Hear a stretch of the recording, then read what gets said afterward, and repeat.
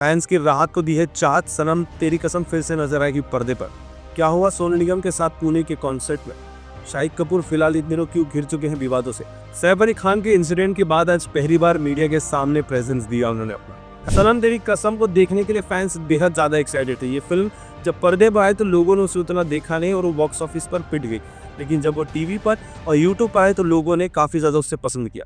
इस फिल्म के गाने कहानी बहुत ज़्यादा पसंद आने लगे और शुरू की कहानी सबको ज़्यादा पसंद आने लगी। अब देखा गया कि हाल ही में जिसके फिल्म के प्रोड्यूसर मुकुंद जी, उनके घर के नीचे हर्षवर्धन राणे और फैंस अनाउंसमेंट कर रहे हैं कि हम इस बार थिएटर में जाकर ये फिल्म ज़रूर देखेंगे। प्लीज़ इस बार फरवरी के वैलेंटाइन के महीने को हमें और भी खूबसूरत बना दीजिए इस फिल्म को पर्दे पर लाकर। और आज ही अनाउंसमेंट हो चुकी है कि 7 फरवरी यानी कि रोज़ डे पर हमें ये फिल्म हमारे नज़दीकी सिनेमा घरों में देखने मिलेगी। अब फैंस चाहते हैं कि इस बार हम सनम तेरी कसम को जाकर थिएटर में इस तरीके से देखेंगे कि डायरेक्टर प्रोड्यूसर मजबूर हो जाए सनम तेरी कसम 2 का दूसरा हिस्सा लाने को। अब देखना ही होगा कि 7 फरवरी को जब ये फिल्म पर्दे पर आएगी तो किस तरीके का बवाल मचाएगी। फिलहाल इन दिनों सोनू निगम पुणे में कॉन्सर्ट में जहां पर लीन हुए अपने गानों की भक्ति व जोरों शोरों से अपने उन गानों की शुरुआत कर दी। गाना गाते ही पता नहीं अंदर ऐसा कौन सा एक्टर अंदर आ गया जिसके कारण उन्होंने गानों के लिरिक्स के साथ अपने पैर भी थिरकना शुरू कर दी। पैर थिरकते थिरकते उनके डांस मूव्स इतने तेजी से आगे बढ़ने लगे कि उनके पैर में मोच आने लगी। जब मोच की तरफ ध्यान देखा गया तो काफ़ी गहरी चोट उनके पैरों पर आ चुकी थी।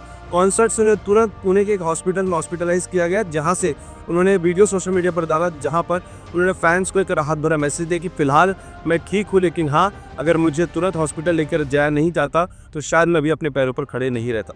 सोनू निगम के इस इंसिडेंट के बाद फैंस काफ़ी ज़्यादा डर चुके थे कि क्या सोनू निगम फिर से स्टेज पर आकर गा पाएंगे या नहीं, लेकिन हाँ, उन्होंने राहत भरा मैसेज देकर अपने फैंस को शांति दे दी। तो बॉलीवुड की दूसरी खबर है कि सैफ अली खान के ऊपर जो अटैक किया गया था, जिसके कारण पूरा कपूर परिवार काफ़ी ज़्यादा सुर्खियों में था और डरा हुआ था। उसके बाद सैफ अली खान को उनके ही घर में जब लेकर आया गया तो हमें छोटी सी उनकी एक झलक देखने मिली, जहां पर वो हट्टे कट्टे अपने घर में जाते हुए नजर आए। दोस्तों, आज ही नेटफ्लिक्स ने एक बड़ी अनाउंसमेंट की, जिसमें सिद्धार्थ आनंद के साथ वो अपनी OTT डेब्यू करने जा रहे हैं, जिसमें जयदीप अलावत और सैफ अली खान हमें एक साथ नजर आएंगे।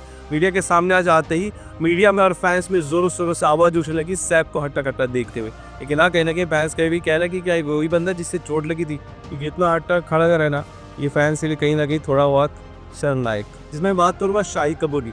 शाहिद कपूर का इन दोनों एक पॉडकास्ट सोशल मीडिया पर तेजी से वायरल हो रहा है, जहां पर उन्होंने दिल टूटे आशिकों का दिल जीत लिया, क्योंकि उन्होंने इतने सारे हार्ट ब्रेक्स पे अलग अलग स्टेटमेंट दिए, जहां पर कहीं ना कहीं टूटे दिल की आशिक उन्हें अपना समझने लगी। लेकिन उस पॉडकास्ट के बीच में उन्होंने फ्लो में इंडस्ट्री की जब बात की तो उन्होंने कहा कि कुछ ऐसे एक्टर है जो इस तरीके से आदि को समझते कि वही सिर्फ एक्टर है, बाकी और कोई है नहीं।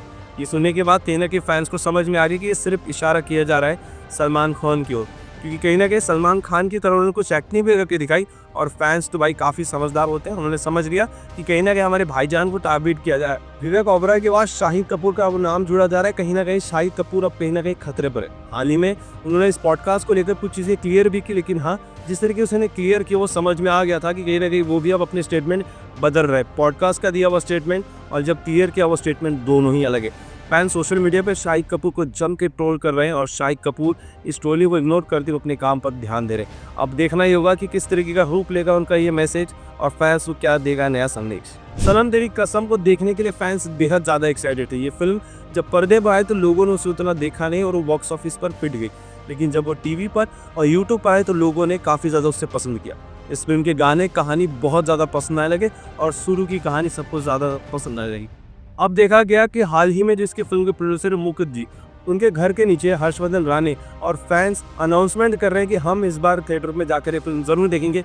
प्लीज़ इस बार फरवरी के वैलेंटाइन के महीने को हमें और भी खूबसूरत बना दीजिए इस फिल्म को पर्दे पर लाकर। और आज ही अनाउंसमेंट हो चुकी है कि 7 फरवरी यानी कि रोज़ डे पर हमें ये फिल्म हमारे नज़दीकी सिनेमा घरों में देखने मिलेगी। अब फैंस चाहते हैं कि इस बार हम सनम तेरी कसम को जाकर थिएटर में इस तरीके से देखेंगे कि डायरेक्टर प्रोड्यूसर मजबूर हो जाए सनम तेरी कसम 2 का दूसरा हिस्सा लाने को। अब देखना ही होगा कि 7 फरवरी को जब ये फिल्म पर्दे पर आएगी तो किस तरीके का बवाल मचाएगी। तो दोस्तों, ये थी बॉलीवुड की 4 ऐसी खबरें जो फिलहाल इन दिनों सुर्खियां बटोर रही है और अब ये जाकर ट्रेंड कर रही है। अब देखना ही होगा कि कौन सी कंट्रोवर्सी किस तरीके का रूप लेगी और कौन से अनाउंसमेंट आगे जाकर एक नया रूप लेगी।